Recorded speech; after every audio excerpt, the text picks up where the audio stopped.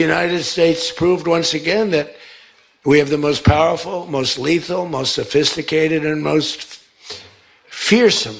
It's a fearsome military on planet Earth, and it's not even close. I've been saying it for a long time. Nobody can take us. I've been saying it for a long time. Nobody can take us. I've been saying it for a long time. Nobody can take us. Shalom. First, I start off by giving all great honor to Yahawashi, Yahawashi, Merkakadash. Double honor to Jesus, Allah's and apostle of great millstone, likewise, brothers, but not this truth. Faithfully, fearlessly feeding the sheep and dear brothers and sisters. Tuning in, Shalom, today's lesson's titled Foolish Edomite Pride. Keep that same spirit when Yahawashi returns. Now, you saw in the opening clip, and this is now trending on these platforms, with this devil boasting, of their conquest out there in Venezuela. Okay, and this doesn't come as any surprise to the man of the Lord that, this man, represents that red horse spoken in the book of Revelation 6 and 4. Okay, that's going to take peace from the earth. They're really feeling themselves, and, as you heard, he said, who can challenge us? Okay, the same type of mentality he had when you go into the book of Obadiah 1 and 3, where, he boasts, who can bring me down? Let's start off with our first scripture here. This is the book of Proverbs 16 and verse 18. It reads, pride goeth before destruction, and a haughty spirit before a fall. Now, see, when you're wicked like the so-called white man, the Edomites, you would pick on nations, or tribes that are particularly weak, you go back, when they came to the so-called New World and they saw, the children of Israel over here, particularly the tribe of Gad, they saw them as just easy pickings, easy to manipulate and kill. And that's exactly what they did. And then henceforth, they have, the land, or what is known as the United States of America. They also went down in South America and did the exact same thing. And since then, this man has just waged war on all the tribes on this earth, in particular the children of Israel. And what they need to understand is this. When you go into the book of Exodus 15 and 3, it reads, the Lord, Yahawashi, is a man of war. The Lord, Yahawashi, is his name. So he might be speaking boldly right now that it can't be taken down by, the armies of the earth, which we know that the Lord is going to raise the Medes, and a conglomerate of nations to come against Esau, in particular Great Babylon, America. Also, we know that, the EU, NATO, those nations, they're going to get tired of the whore, making trouble, as you can see in the headlines where, they're condemning the actions of this devil, as they now talk about going and taking over Greenland. So we can see prophecies that's coming to pass right now, and there's no need for any of us, although you feel it, to take any action other than what we're doing, which is what? Preaching this gospel, testifying against this man, and letting the world know how this man is going to come down. This is the book of Romans 12 and 19. It reads, dearly beloved, avenge not yourself, but rather give place unto wrath. For it is written, vengeance is mine, I will repay, said the Lord. The Mashiach, he's the one that's going to put Esau down and get that glory. Now we're going to have a little, fun ourselves, before we go into the kingdom. The Lord is going to give certain brothers spiritual powers to be able to defend, not only themselves, but also, the elect that would be under the care, the care of the brothers, who've been chosen to, go through the tribulation, and actually make it through the tribulation, but in reality, the true vengeance, which we are going to have front row seat of that, is going to be the Mashiach when he returns. Henceforth, I said, in the opening, you foolish Edomites, you have great pride, and like the bride, keep that same spirit when Yahawashi returns. Let's go to the book of Ezekiel 35, starting verse 6, and it reads, therefore as I live, said the Lord power, I will prepare thee unto blood, and blood shall pursue thee. Said thou hast not hated blood, even blood shall pursue thee. Thus will I make Mount Seir most desolate, and cut off from it him that passeth out, and him that returneth. So this speaking of great destruction that the Lord Yahawashi is going to bring upon, Esau and his queendom, okay, which is Edom, okay, because these are Edomites, all right. And I will fill his mountains with his slain men. In thy hills and in thy valleys and in all thy rivers shall they fall that are slain with the sword. I will make thee perpetual desolation, and thy city shall not return, and ye shall know that I am the Lord Yahawashi. Again, you're speaking about who?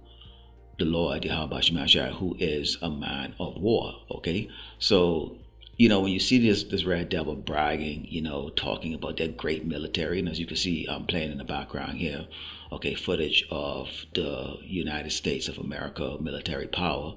Okay, and I'm quite sure they have other things that they haven't revealed to the public, top secret things.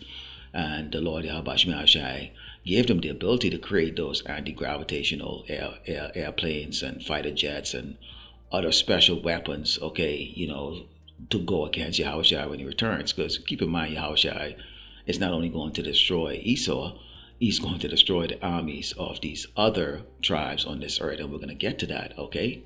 Let's continue here. It says, because thou hast said, these two nations and these two countries shall be mine, and we will possess us, speaking about the northern and southern kingdom, okay, the true biblical Hebrew Israelite, okay, the Israelites and the Jews, whereas the Lord Yahawashi was there. Therefore, as I live, said the Lord power, I will even do according to thine anger, and according to thine envy, which thou hast used out of thy hatred against them, and I will make myself known among them when I have judged thee. So you see that? Okay. So the Lord Yahawashi, okay, he's going to bring upon Esau the same type of wrath that Esau brought on us. Okay. We have to walk around in constant fear, on eggshell, being mindful of what we say, not to look so aggressive because, these paranoid, schizophrenic crackers, particularly the men, they're ready to pull out a sword and put you in the spirit world, okay, because they feel threatened, okay, and they should feel threatened because the Lord Yahawashi, okay, is making a threat to them, okay, in a big way, in a grand way, okay. So we as the servants of Yahawashi, we're not the ones that Esau should fear, okay. He should fear the words that's coming out of our mouth, but he should fear who is coming, okay, and we would love, I can speak for myself personally, would love to see them have the same exact spirit. Because we know if Yahawashi was to pop open the sky right now, these crackers would shit themselves, okay? We always shit ourselves, okay? Hoping, if you're part of the elect, he don't put you in the spirit world.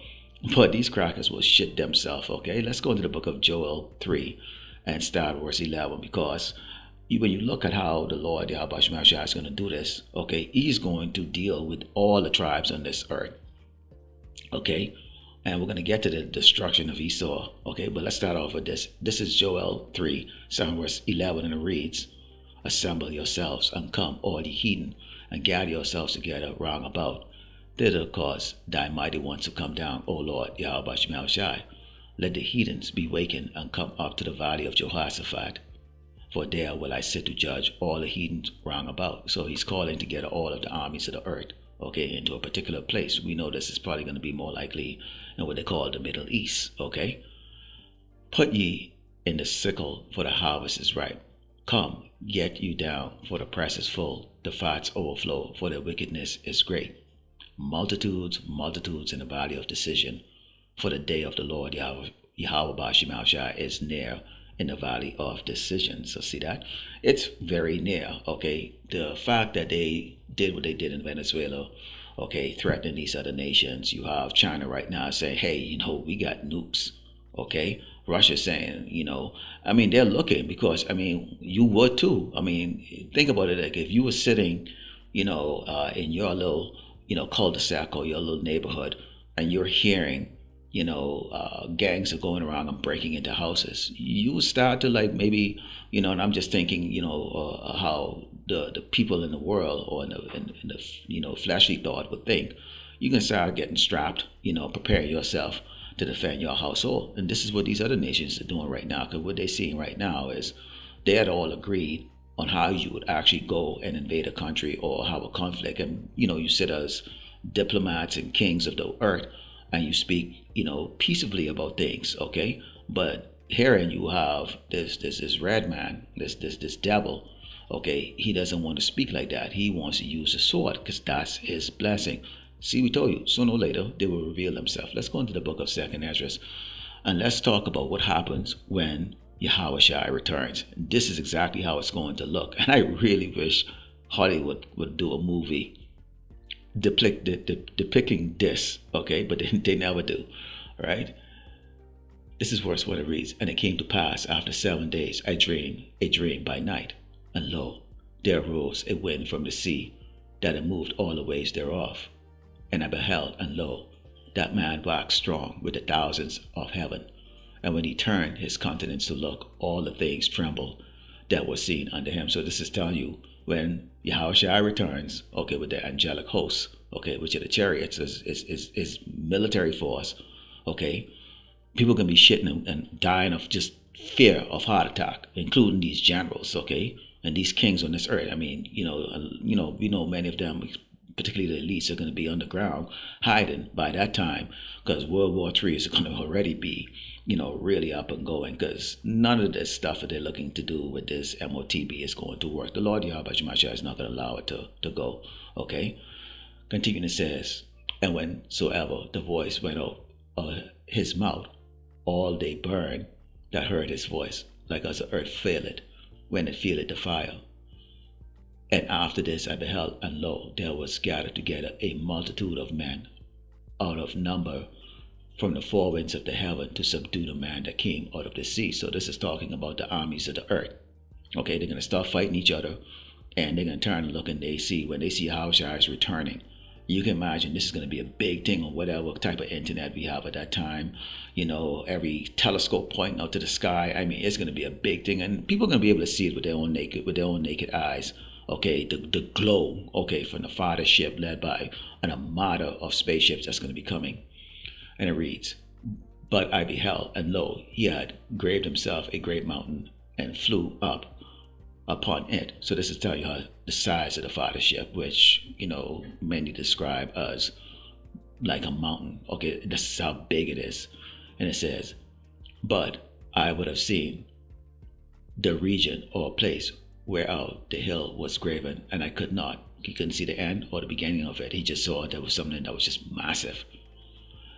"And after this I beheld, and lo, all they which were gathered together to subdue him were sore afraid, and yet thus fret." So they're going to be scared, but the Lord is going to put the spirit in Esau to go and fight. You're going to have to. This is going to be the real life, war of the worlds, or what they would call Independence Day. Okay, so they're going to be so scared because they've never seen anything like it, an angelic force. Okay, nothing like they've ever seen. Okay, in comparison to that primitive weaponry here on this earth. So this man talking about, nobody has weapons like we do and all that stuff like that. We know, okay, that your weapon is no comparison to Yahawashi that's going to be coming. Continuing. So as we see here at this point, they're scared, but the Lord put the spirit in them that they have to fight. You have to fight. Hey, the people on the earth are scared as shit. Hey, do something, okay? So here's what happens when they go and try to fight him.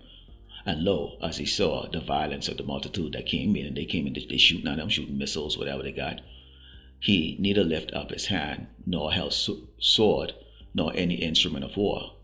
But only I saw that he sent out of his mouth as if it had been a blast of fire, and out of his lip a flaming breath, and out of his tongue he cast out sparks and tempests." So this is Yahawashi is going to open his mouth and speak, and here's what happens to all these people. Okay, all these military forces. "And they were all mixed together, the blast of fire, the flaming breath, and the great tempest, and fell with violence upon the multitude which was prepared to fight, and burned them up every one, so that upon a sudden of an innumerable multitude nothing was to be perceived, but only dust and smell of smoke. When I saw this, I was afraid." I would be too, if you saw that. Okay, he opened his mouth, and basically they all turned to dust. Okay, something came out of his mouth like lightning and lasers or whatever the case is like that, but it turned all of their forces into dust.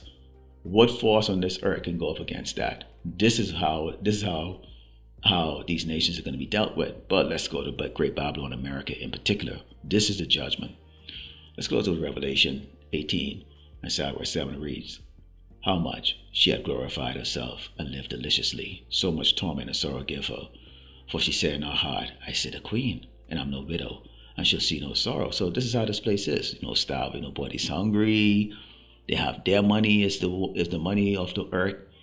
Everybody come to them for everything. Nobody dare bite the hand that feeds them. These nations don't want to come up against America for the simple reason, okay? Well, what do we do? I mean, she buys all our stuff, okay? So they have a problem. As we read further into this, you can see where they lament after Great Babylon, America is destroyed. Continue, it says, therefore shall a plagues come in one day, death and mourning and famine, and she shall be utterly burned with fire, for strong is the Lord, power who judge her. Okay, one day. Okay, and then here's how the kings of earth are mourning. And the kings of the earth who have committed fornication lived deliciously with her shall bewail her and lament for her when they shall see the smoke of her burning, standing afar, or for the fear of her torment, saying, alas, alas, that great city Babylon, that mighty city, for in 1 hour is thy judgment come. 60 minutes. So Trump, it took you a couple hours to go through there and take down one measly fucking dude. The Lord is going to take down all of your forces and destroy your kingdom in 1 hour. So you shouldn't have any pride. But you're an Edomite, so you can't do any better. You have to brag, because right now nobody's challenged you. But that's going to come to an end real soon. Lord willing, the elect was edified, let us by giving all glory and honor to Yahawashi, Yahawashi, Shalom.